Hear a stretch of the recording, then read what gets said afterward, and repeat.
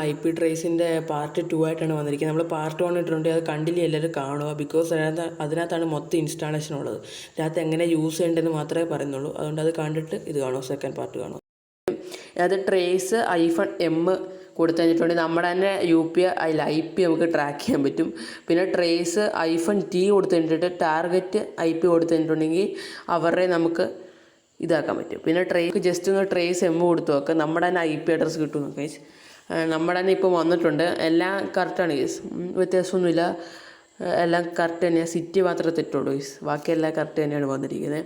എന്നിട്ട് നമ്മുടെ തന്നെ IP എടുത്തിട്ട് നമുക്ക് ടാർഗറ്റ് IP ആയിട്ട് കൊടുക്കാം ഗൈസ്. അല്ലെങ്കിൽ ട്രേസ് iPhone T ട്രേസ് ഇട്ടിട്ട് സ്പേസ് ഇട്ടിട്ട് iPhone T കൊടുക്കുക. അത് കഴിഞ്ഞിട്ട് നമ്മുടെ മറ്റേ IP പേസ്റ്റ് ചെയ്താൽ മതി. നമുക്ക് ടാർഗറ്റ് ആൻഡ് IP പേസ്റ്റ് ചെയ്യുക. അപ്പോൾ ഉണ്ട് ഗൈസ്, എൻ്റെ തന്നെ ഇത് വന്നിട്ടുണ്ട്.